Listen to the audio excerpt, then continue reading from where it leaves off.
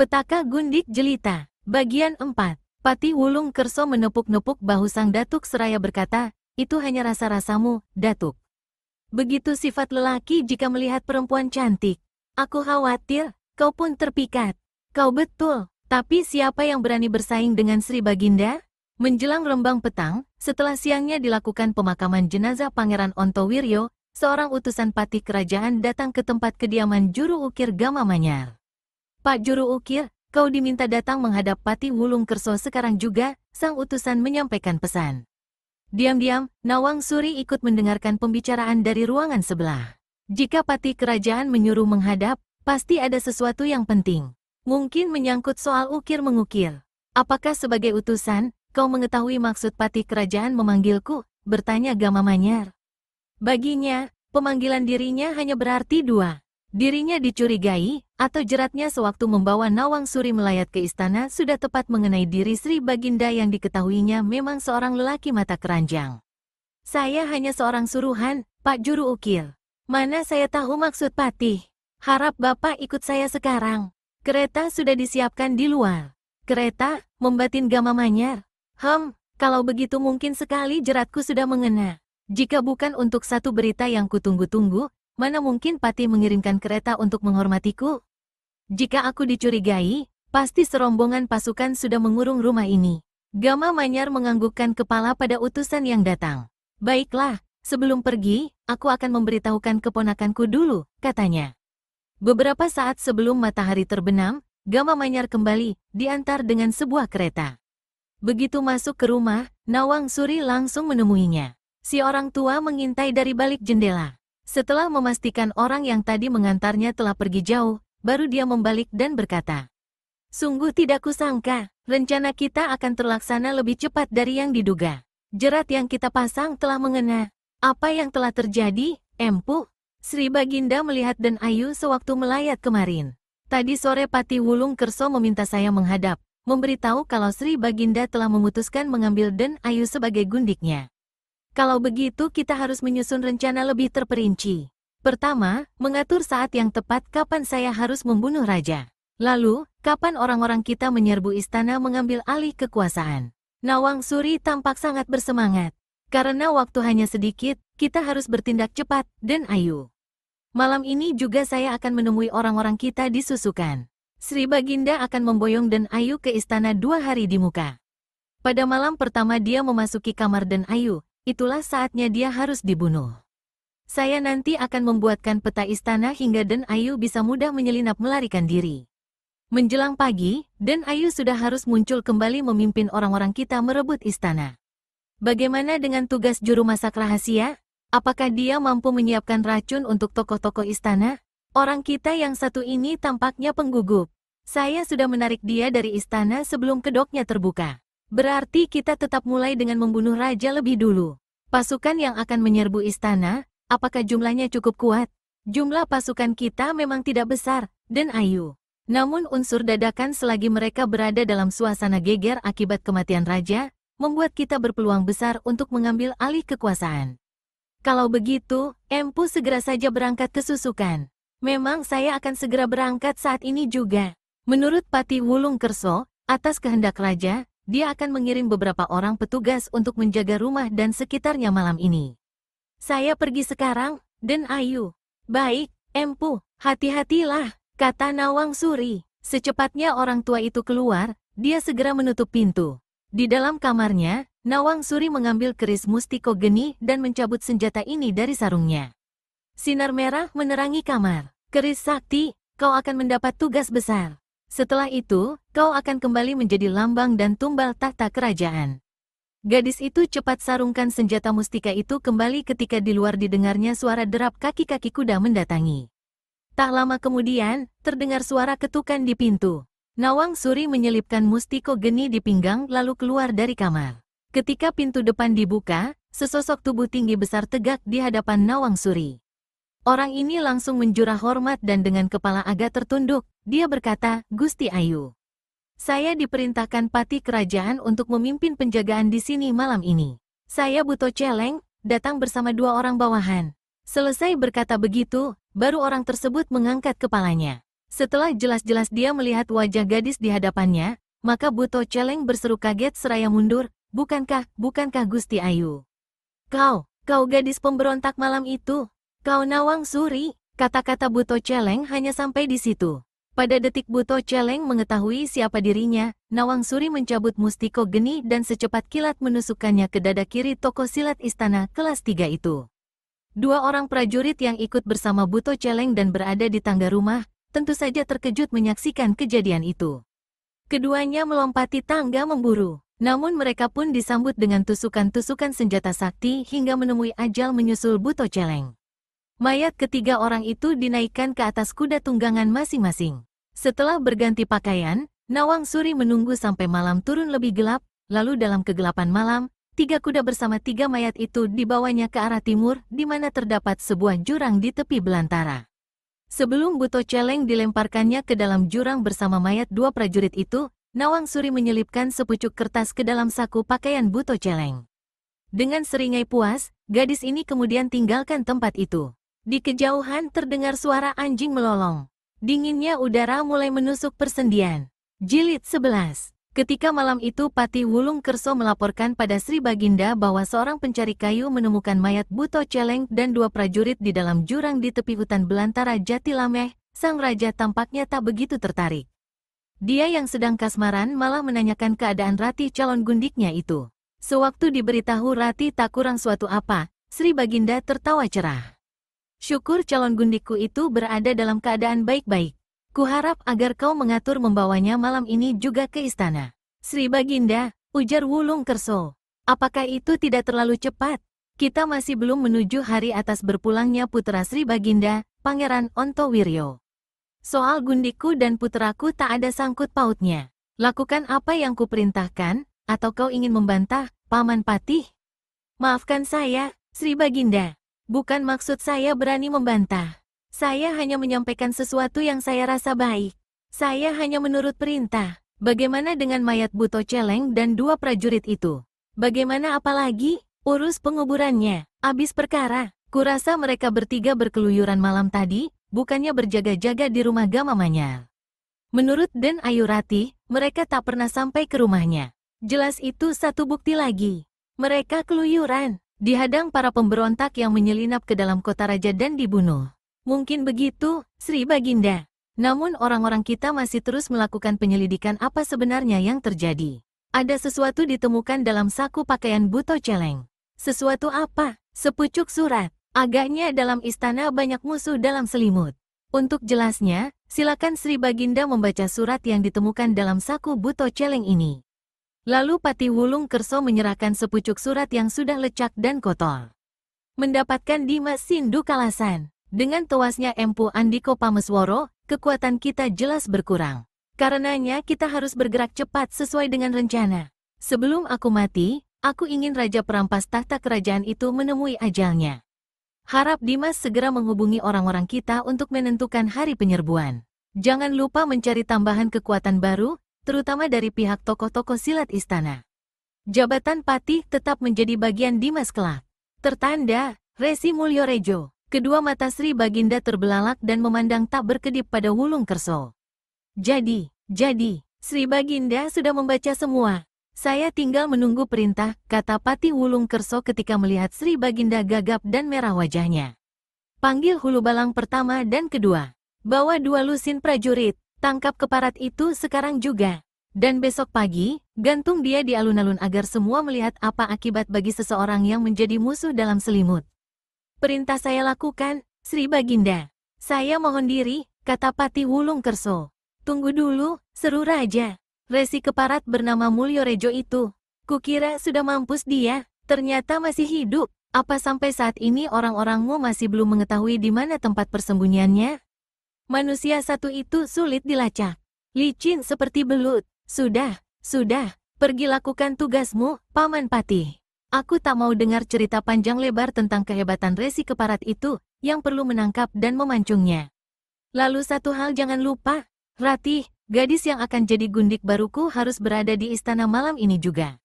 Aku sudah memerintahkan kepala rumah tangga istana menyiapkan sebuah kamar baru di ujung kanan keputrenan. Baik, Sri Baginda, Semua perintah akan saya lakukan, kata Patih Wulung Kerso lalu menjura dan berlalu dari hadapan sang raja. Sebagai tokoh silat tingkat tinggi istana, Sindu Kalasan alias Datuk Tongkat dari Selatan mendapat tempat kediaman dalam lingkungan bangunan-bangunan istana. Rumahnya, sebuah gedung kecil tapi mewah, terletak di sebelah timur pintu gerbang. Dia tengah duduk berangin-angin di langkan gedung sambil mendengar nyanyian seorang kawula, ketika rombongan utusan Patih Wulung Kerso muncul, langsung menyerahkan surat yang ditemukan dalam saku pakaian Buto Celeng. Ini fitnah busuk keparat, teriak Datuk Tongkat seraya menggebrak meja kayu di hadapannya hingga hancur berkeping-keping. Surat itu diremasnya lalu dibantingnya ke lantai. Sepasang matanya membelalak menatap dua orang yang tegak di hadapannya sambil melipat sepasang tangan masing-masing di depan dada. Kalian berdua adalah sahabat-sahabatku. Kalian pasti tidak mau mempercayai isi surat itu, bukan? Kembali sang Datuk bicara. Apa yang tersirat, itulah yang nyata, Dimas Sindu. Menjawab kakek berpakaian biru berikat pinggang putih yang tegak memegang seuntai tasbih hijau. Mulutnya senantiasa komat kamit melafalkan sesuatu. Dia adalah Ki Rawe Jembor, hulu balang barisan pertama yang memiliki kepandaian 2 tingkat di atas Datuk Tongkat dan merupakan pimpinan dari seluruh tokoh silat istana yang mengabdikan diri pada kerajaan. Di sebelah Ki Rawe Jembor berdiri seorang lelaki berwajah pucat angker. Kedua pipi dan rongga matanya sangat cekung. Dia dikenal dengan nama Imo Gantra, merupakan hulu balang barisan kedua dan memiliki kepandaian 1 tingkat di bawah Ki Rawe Jembor atau 1 tingkat di atas Datuk Tongkat. Perlahan-lahan Sindu Kalasan tegak dari kursi yang didudukinya. Dadanya turun naik tanda perasaannya berkobar. Dia memandang berganti-ganti pada kedua tokoh di hadapannya lalu berkata, "Kalian tidak bicara banyak, jadi, apakah kalian datang untuk menangkapku? Menangkap sahabat sendiri? Antara kita tetap sebagai sahabat-sahabat tak terpisahkan," Dimas Sindu, menyahuti Imo Gantra. "Hanya dalam soal tugas harap kau suka memisahkan persahabatan dan kenyataan. Kami harap kau ikut secara baik-baik. Di hadapan Sri Baginda, kami akan berusaha membelamu." Datuk Tongkat menyeringai sinis mendengar kata-kata Ki Rawe Jembor itu. "Jika kalian berniat membelaku, kalian tak akan sampai datang kemari. Tidak kusangka, sahabat-sahabat yang kukira sejati malam ini menunjukkan belangnya. Jika kalian hendak menangkapku, silakan." Abis berkata begitu, Datuk Tongkat berteriak keras. Tubuhnya melesat ke atas, melewati antara bahu Imo Gantra dan Ki Rawe Jembor dan sampai di taman gedung. Dua lusin prajurit yang sejak tadi berjaga-jaga segera mengurung sementara Imo Gantra dan Ki Rawe Jembor sudah berkelebat dan tegak mengapit sang Datuk. "Dimas Sindu, aku anjurkan agar kau menyerah secara baik agar tak ada darah yang tertumpah." Datuk Tongkat tertawa panjang. "Mulutmu sungguh manis, tapi hatimu palsu. Aku lebih suka memilih mati bergenang darah daripada menyerah." Sepasang mata Datuk Tongkat membelalak liar. Pada saat itulah dia melihat sebuah kereta terbuka memasuki pintu gerbang dikawal oleh 6 prajurit di bawah pimpinan seorang perwira. Ketika melihat gadis cantik yang duduk di atas kereta terbuka itu, entah bagaimana mendadak saja ingatan sang Datuk kembali pada peristiwa perkelahian di malam hari di daerah pesawahan. Darah sang Datuk tersirat. Wajahnya menunjukkan rasa kaget amat sangat. Kalau pada malam sang darah melayat dia masih belum ingat siapa adanya darah itu, tapi saat ini mendadak saja ingatannya pulih kembali. Gadis di atas kereta itu, yang diketahuinya hendak diambil gundik oleh Sri Baginda, sesungguhnya adalah musuh besar kerajaan yang sedang dicari-cari. Yaitu bukan lain, Ratu Pemberontak Nawang Suri. Nawang Suri sendiri merasakan dadanya berdebar sewaktu melihat Datuk Tongkat memandang tak berkedip ke arahnya. "Celaka kalau dia sampai mengenaliku," membatin Nawang Suri. "Aku datang kemari terlalu cepat. Ternyata Datuk itu belum ditangkap. Surat palsu yang kuselipkan di kantong Buto Celeng pasti datang terlambat ke tangan raja." Nawang Suri palingkan wajahnya, menghindari pandangan Datuk Tongkat. Namun jalan pikiran sang Datuk justru tampak jernih. Dia ingat ketika memeriksa mayat Buto Celeng dan 2 anak buahnya, ketiga orang itu menemui ajal dengan badan hangus hitam. Berarti luka-luka yang dideritanya akibat tikaman senjata sakti. Dan kini dia tahu, senjata sakti apalagi kalau bukan keris mustiko geni. "Gadis pemberontak, kau mau kemana?" berteriak Datuk Tongkat lalu melompat ke arah kereta. Tentu saja para prajurit dan hulu balang istana yang mengurung cepat memapaki gerakannya. "Kalian semua dengar, gadis ini adalah Nawang Suri, Ratu Pemberontak. Kita harus menangkapnya," berteriak Datuk Tongkat. Imogantra mendengus. Jangan coba mengalihkan perhatian, Dimas Sindu.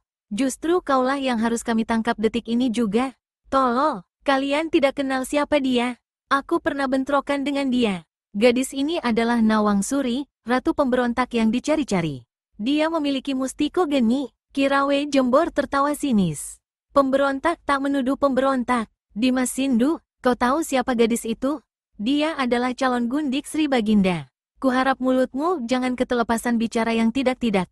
Kalian boleh mencincang aku, tapi tangkap dulu gadis itu, teriak Datuk Tongkat marah dan sangat penasaran karena ucapannya. Kirawe Jembor memberi isyarat. Belasan prajurit dan Imogantra kembali menyerbu. Terpaksa Datuk Tongkat menghadapi orang-orang ini dan putar tongkat bambunya dengan sebat. Dua prajurit terpekik dan terjengkang. Seorang roboh dengan dada mengucurkan darah akibat tusukan tongkat bambu, satunya lagi merangkak di tanah sambil mengerang karena tulang selangkangannya patah. Meskipun orang-orang yang ada di situ tidak mempercayai kata-kata Datuk Tongkat, namun dalam hatinya Nawang Suri yang duduk di atas kereta merasa tak enak. Keadaannya kini sangat terancam. Dia harus mengambil satu keputusan. Selagi para tokoh silat itu sibuk hendak menangkap Datuk Tongkat, dia harus mengambil keputusan, sekaligus melakukannya. Tangannya bergerak perlahan ke arah pinggang. Di situ tersembunyi keris sakti mustiko geni. Di saat itu pula di pintu gerbang pekarangan istana terdengar suara siulan. Sesosok tubuh berkelebat lalu laksana seekor burung hinggap di atas tembok istana, duduk berjuntai menyaksikan perkelahian seru antara para tokoh silat istana. Menurut orang yang duduk di atas tembok ini, dalam waktu singkat sang datuk pasti akan konyol dilabrak serangan-serangan yang begitu banyak. Ketika berpaling ke arah kiri, dia pun tampak tercengang melihat siapa darah yang duduk di atas kereta terbuka. Gadis itu, kini dia ada pula di sini. Kalau dia benar pemberontak, berarti dia berada di sarang harimau. Nekat, berani betul dia. Apa yang hendak dilakukannya di sini? Tapi dia duduk di atas kereta diiringi para pengawal. Bagaimana mungkin? Karena tak habis pikir, orang yang duduk di atas tembok itu geleng-gelengkan kepala lalu garuk rambutnya beberapa kali. Inilah ciri-ciri pendekar kapak maut naga geni 212, Wiro Sableng. Jilid 12. Sri Baginda duduk terkantuk-kantuk di atas kursi sambil menyedot pipa panjang. Bau tembakau yang dibakar memenuhi ruangan besar. Di sebelah kirinya duduk Patih Wulung Kerso. Di sebelah kanan berdiri Raden Cokroningrat, kepala pasukan kerajaan. Gundikku itu masih belum juga datang. Dan aku mendengar suara ribut-ribut di luar sana, kata Sri Baginda pula setelah lebih dulu menghembuskan asap pipanya jauh-jauh ke udara. Sebentar lagi dan Ayu Gundik Sri Baginda itu pasti sampai, menjawab Cokroningrat. Dan suara ribut-ribut di luar itu adalah suara perkelahian mereka yang sedang menangkap Datuk Tongkat. Hanya menangkap seekor monyet pengkhianat saja mengapa begitu riuhnya seperti tontonan pasar malam, kata Sri Baginda. Dengan rasa tak sabar, dia menyerahkan pipanya pada seorang penggawa lalu bangkit dari kursi, melangkah ke langkan depan istana diikuti oleh Wulung Kerso dan Cokroningrat. Sewaktu Sri Baginda sampai di tangga depan istana, perkelahian tengah berlangsung seru. Datuk Tongkat dari selatan tampak berlumuran darah di wajahnya sebelah kanan akibat hantaman tasbih hijau Kirawe Jembor yang tepat menghantam mata kanannya hingga pecah dan mengucurkan darah. Dalam keadaan terluka begini, sang datuk mengamuk seperti harimau kemasukan setan. Dia sudah maklum tak bakal bisa lolos dari kepungan dua tokoh silat dan 8 prajurit itu. Karenanya dia berjibaku, mati tak jadi apa asal paling tidak salah seorang dari 2 tokoh silat istana itu juga harus meregang nyawa di tangannya. Tongkat sang datuk menderu ganas, menusuk dan memukul ke pelbagai penjuru. Namun di jurus itu dia hanya mampu menghantam 2 orang prajurit saja, sementara gempuran serangan atas dirinya semakin membahayakan. Pada saat itulah, dengan mata kirinya yang masih utuh, Datuk Tongkat melihat Sri Baginda muncul di tangga istana, sementara kereta yang membawa Nawang Suri juga sampai di depan tangga dan berhenti di hadapan sang raja. Sri Baginda, berteriak Datuk Tongkat seraya melompat mendekati tangga istana. Awas, gadis di atas kereta itu adalah Nawang Suri, pemberontak yang selama ini dicari-cari. Ucapan Sindu Kalasan alias Datuk Tongkat hanya sampai di situ. Untuk kedua kalinya tasbih hijau di tangan Kirawe Jembor berdesing ganas, menghantam batok kepala Datuk Tongkat hingga manusia yang pernah membaktikan dirinya pada istana ini harus menemui ajal di tangan kawannya sendiri. Datuk Tongkat terkapar di ujung tangga istana dengan kepala pecah. Serta-merta perkelahian pun berhenti. Kejadian yang mengerikan itu agaknya sama sekali tidak begitu menarik perhatian sang raja. Dia memalingkan kepala ke arah perawan cantik jelita yang duduk di atas kereta, yang sebentar lagi akan diboyongkan ke dalam kamar istana. Dia sendiri yang akan memegang tangan Ratih, membantunya turun dari kereta lalu membawanya masuk ke dalam istana. Namun maksud sang raja tak pernah kesampaian. Dari atas kereta terdengar suara pekik menggelegar, mengejutkan semua orang. Selagi semua orang terkesiap kaget, tubuh Nawang Suri tampak melompat. Sinar merah tiba-tiba membersit disertai hawa panas menebar angker.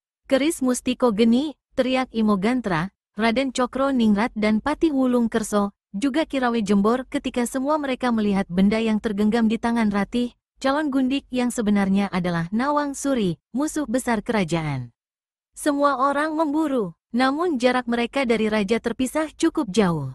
Selagi Sri Baginda tercekat tak mengerti apa yang sebenarnya telah dan akan terjadi, keris sakti di tangan Nawang Suri telah menghujam dalam di pertengahan dadanya.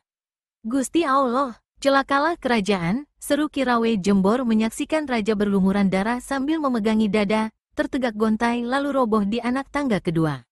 Sri Baginda tewas, berseru Imo Gantra. Semua yang menyaksikan bagaimana tubuh Sri Baginda sesaat berkelojotan, matanya membeliak.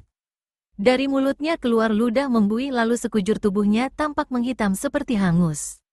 Dalam keadaan seperti itu, Nawang Suri membalikkan diri menghadap orang-orang itu seraya mengacungkan keris Mustiko Geni yang berlumuran darah ke atas. Kalian semua dengar, teriak gadis ini. Wajahnya buas dan matanya berapi-api. Keris Mustiko Geni dalam genggamanku. Berarti tahta kerajaan ada dalam tanganku. Tahta memang menjadi hakku karena raja kalian sebelumnya telah merampas dari ayahku. Kalian harus tunduk semua padaku. Aku Nawang Suri, ratu penguasa di negeri ini. Gadis nekat, terdengar seruan dari tembok istana. Nawang Suri melirik dan melihat Wiro Sableng duduk di atas tembok itu. Gadis ini mengomel dalam hati, namun dia kembali menghadapi orang-orang itu. Dia harus menguasai keadaan dengan cepat. Hanya saja Kirawe Jembor dan Imo Gantra merupakan orang tokoh pertama yang tak bisa dibuat tunduk. Dengan tasbih diputar di tangan kanan, Kirawe Jembor maju mendekat seraya berkata, gadis pemberontak. Kau telah membunuh raja, nyawamu tak bisa diampuni. Wut, tasbih hijau berkelebat. Sinar hijau berkilau, membuat Nawang Suri terhuyung dan cepat mundur seraya menangkis dengan keris Mustiko Geni. Si kakek yang maklum akan kehebatan senjata di tangan lawan tak berani melakukan bentrokan. Dengan cerdik, dia berkelit lalu menggempur lagi dari samping. Sementara itu Imo Gantra, Cokro Ningrat, 9 perwira dan puluhan prajurit telah melakukan pengurungan lalu mulai merangsak maju. Betapapun tingginya kepandaian Nawang Suri, sekalipun senjata sakti tergenggam dalam tangannya, namun menghadapi sekian banyak musuh benar-benar bukan tandingannya. Apalagi pakaian yang dikenakannya saat itu, yakni kebaya dan kain panjang, tidak memungkinkannya untuk bergerak leluasa.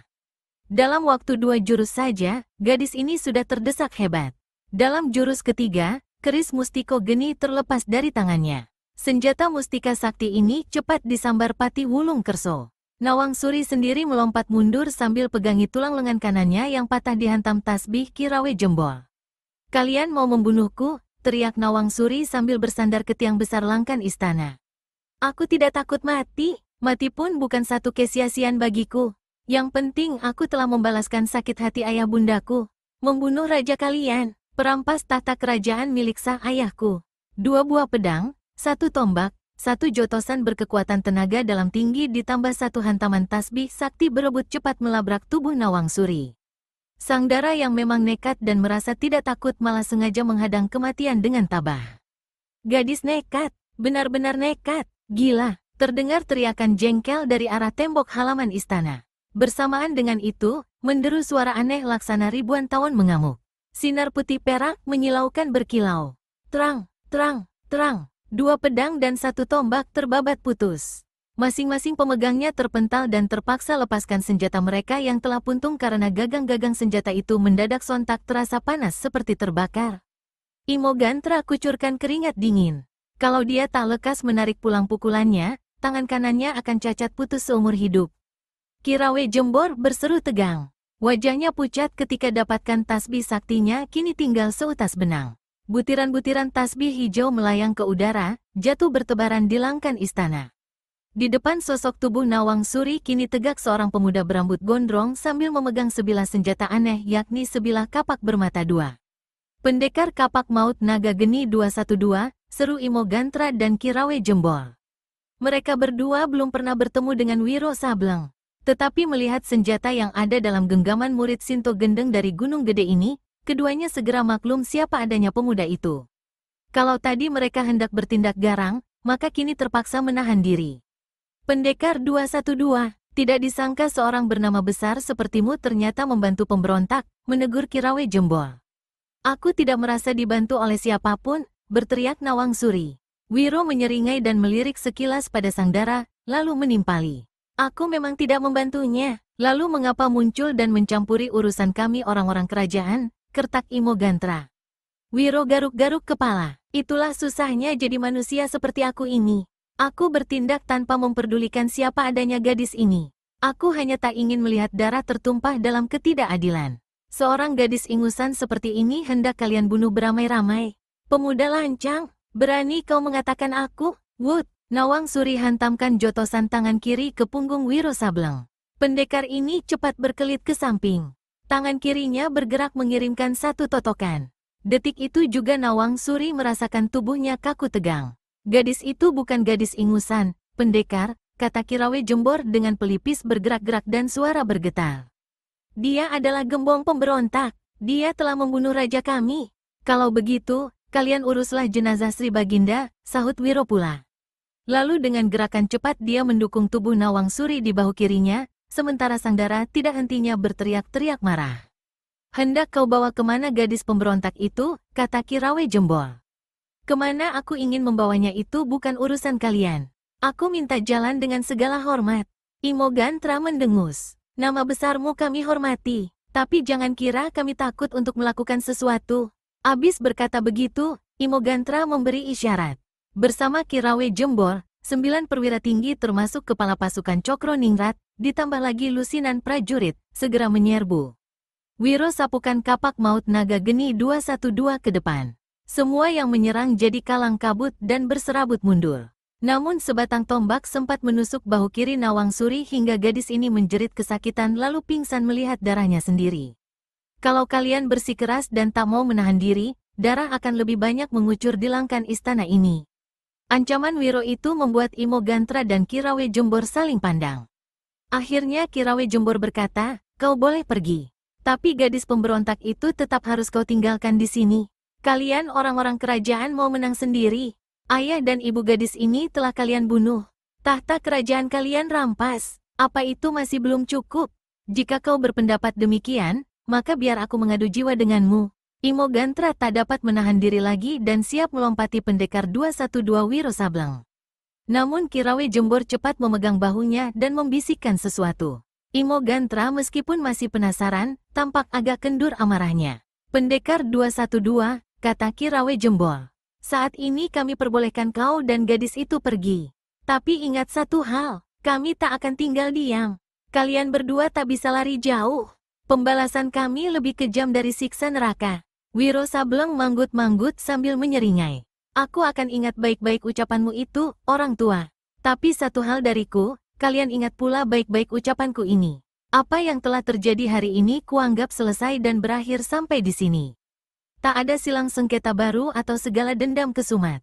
Tapi jika kalian kelak melakukan sesuatu terhadap salah satu dari kami, berarti kalian membuka pintu neraka untuk kalian sendiri. Abis berkata begitu, pendekar 212 Wiro Sableng keluarkan siulan panjang, membuat beberapa kali lompatan dan lenyap dari halaman istana.